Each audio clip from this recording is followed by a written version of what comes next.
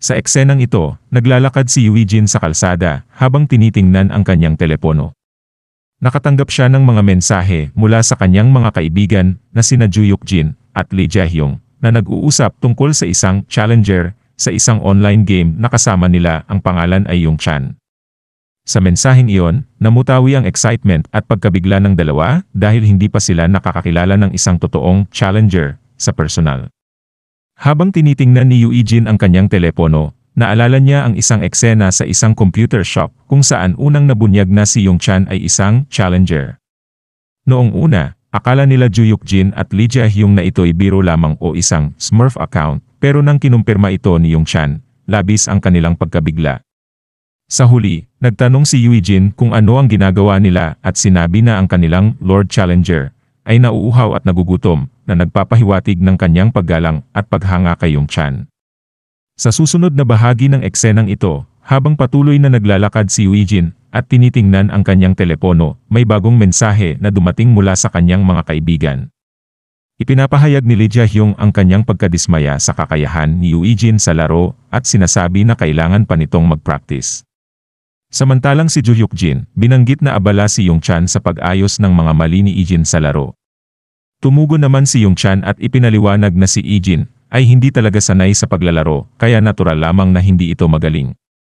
Ipinapakita ng mensaheng ito ang pagiging understanding at matulungin ni Yung Chan sa kanyang mga kaibigan.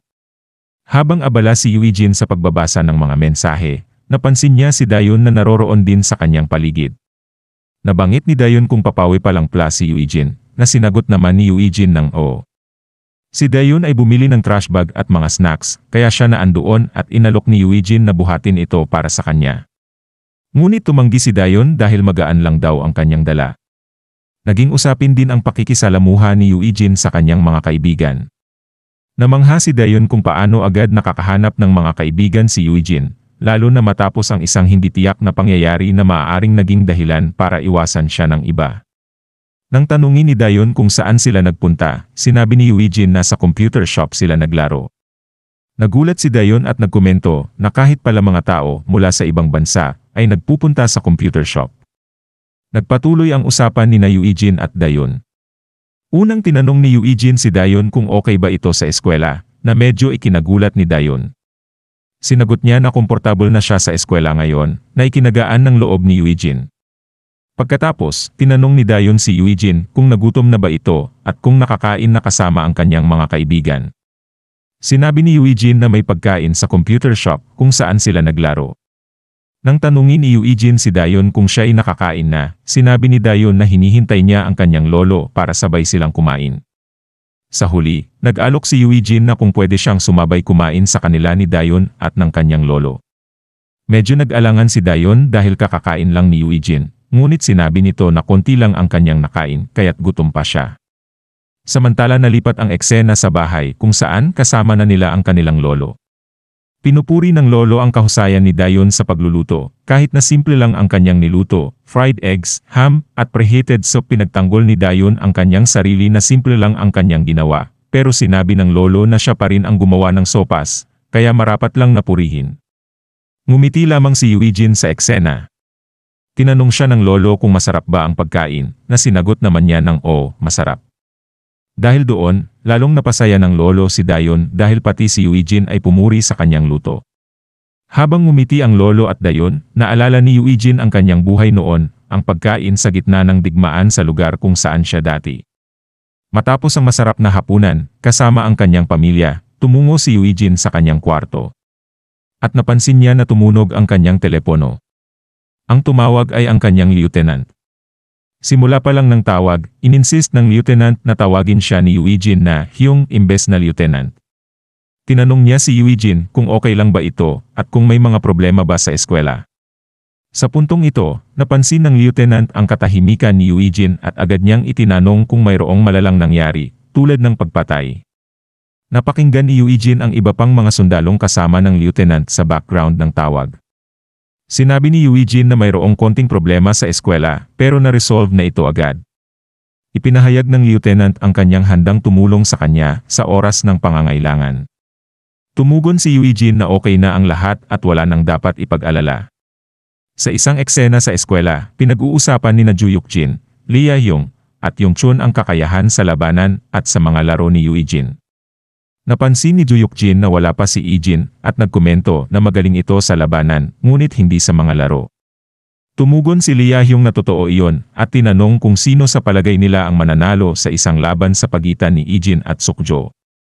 Naniniwala si Juyuk-jin na walang pag-asa si Lee-jin laban kay Sukjo dahil sa masusing training na natanggap ni Sukjo mula noong bata pa ito. Ipinahayag ni Lee Ya-hyung na talagang wala sa liga ni Sukjo si Lee-jin. Napabanggit din si Yong-chun ng isang kwento na umano'y natalo ni Sukjo ang 30 tao mag-isa, isang kwento na kinumpirma ni Juyuk-jin at Lee Ya-hyung. Dagdag pa, ayon kay Lee Ya-hyung, ginawa ito ni Sukjo para protektahan si Yuna mula sa mga delinquent. Hindi lamang iyon, pinag-usapan din ang balita na si Sukjo ang umaresto sa mga kidnapper ni Yuna, na umano'y mga retiradong dayuhang sundalo sa huli. Iisang konklusyon ang nakuha ng tatlo, wala talagang pag-asa si Lee-jin laban kay Sukjo dahil sa ibang antas ng kanyang kakayahan. At lipat ang eksena, habang naglalakad sa pasilyo ng eskwela, napansin ni Yoo-jin ang isang tao sa kanyang harapan na si Sukjo. Tinanong siya ni Sukjo kung sino talaga siya, at kung bakit siya nagpapanggap na iba ang kanyang pagkakakilanlan para lamang makapag-aral sa eskwelahan. Nalito si Yoo-jin sa mga tanong ni Sukjo. Sinundan pa ito ng isa pang tanong mula kay Sukjo, na may kinalaman daw si Yoo-jin sa paglipat ng mga magkakapatid na sina Kim Ki-soo at Kim Hee-jin. Ipinagtanggol ni Yoo-jin ang sarili na bagaman may friction sila, walang kinalaman sa kanya ang kanilang paglipat. Subalit, hinamon siya ni Sukjo na sa eskwelahan na kanyang sinasabing pinanggalingan, wala raw taong katulad niya na naging mag-aaral doon.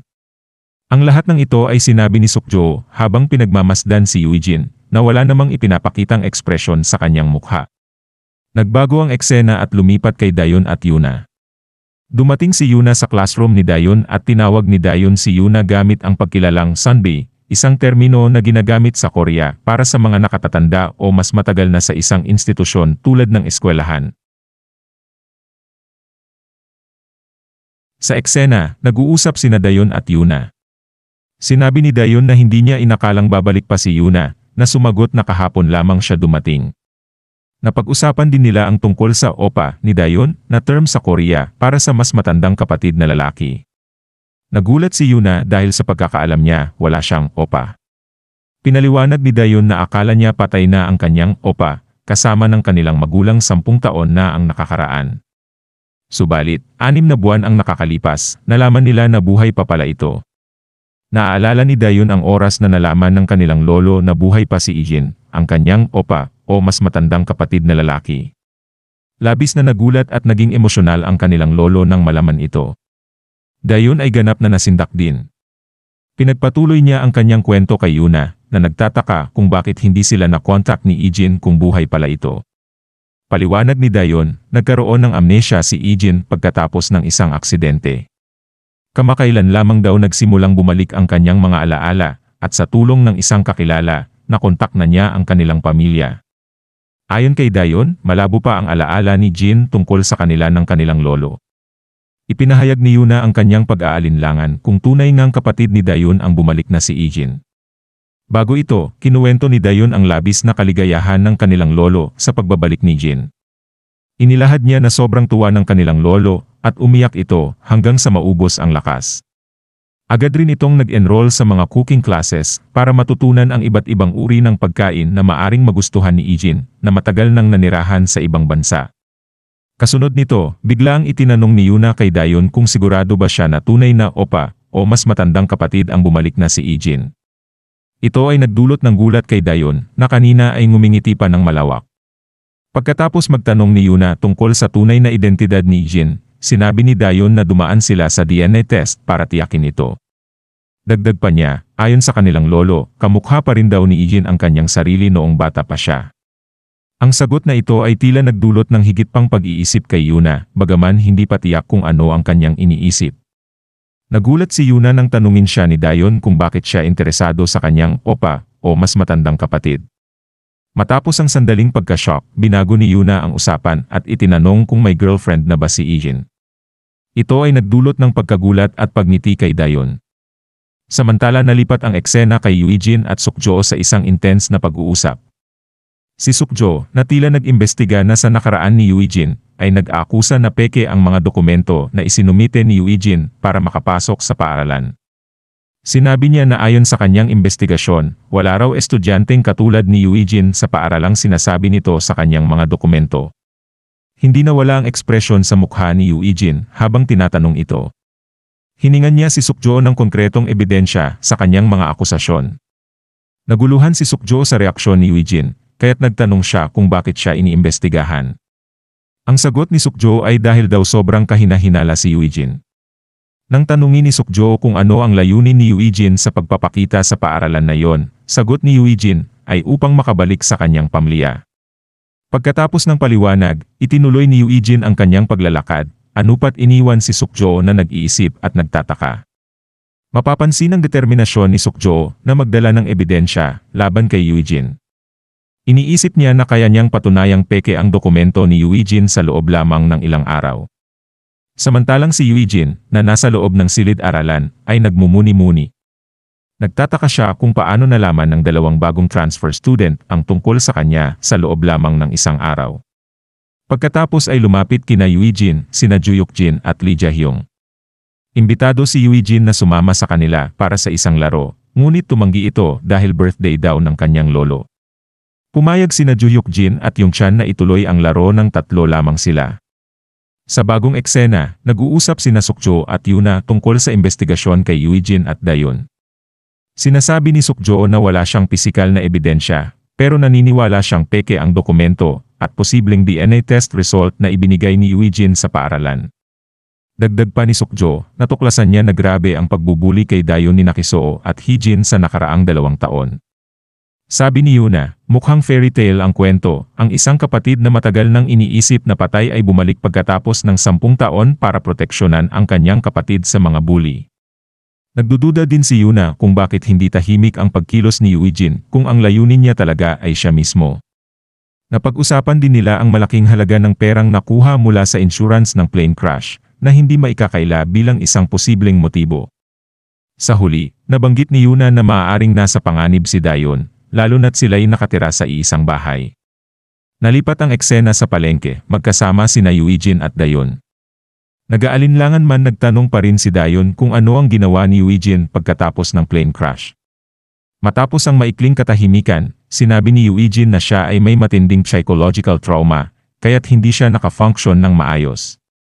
Dagdag pa niya, nahirapan siya sa pag-cope sa isang lugar na hindi niya naunawaan ang sinasabi ng mga tao, kaya't abala siya sa kanyang buhay. Nagulat si Dayon sa sagot ni Eugene at sinabi niya rin na kasama ni Eugene sa klase si Yuna, isang Sunbi, senior, na mabait sa kanya noong nakaraan. Nagtaka si Eugene at tinanong kung kilala ni Dayon si Yuna. Sa loob-loob niya ay nagtataka siya habang tinitingnan si Dayon. Sa huli, binanggit ni Dayon na tinanong siya ni Yuna kung may girlfriend si Eugene, na ikinagulat ni Eugene ito. Sa eksena sa kanilang tahanan, magkasama sina Dayon, Eugene, at ang kanilang lolo. Binuksan ni Lolo ang regalo mula kay Dayon, at tinanong kung bakit siya bumili ng ganito kahit alam niyang kulang ang pera ni Dayon. Sagot ni Dayon, sapat ang kanyang pera para bumili ng regalo at hindi ito mahal. Sinabi ni Lolo na meron na siyang pinakamalaking regalo, ang pag-uwi ni Eugene na ligtas. Dito, nagulat si Eugene habang ngumingiti si Dayon sa kanya. Biglaang tumunog ang telepono ni Dayon. Tumawag si Yuna, at may kailangan daw itong sabihin sa kanya, kaya kailangan niyang pumunta sa convenience store. Nagtaka si Lolo kung bakit sa ganitong oras, pero nang malaman niyang si Yuna ang tumawag, ang taong tumulong kay Dayon noong nakaraan, pumayag ito. Habang nangyayari ang lahat ng ito, tahimik na pinagmamasdan ni Eugene si Dayon. At dito na po muli natatapos ang yugtong ito. Maraming salamat po. Huwag pong kalimutan mag-like at mag-subscribe para sa mga susunod na kabanata. Hanggang sa muli.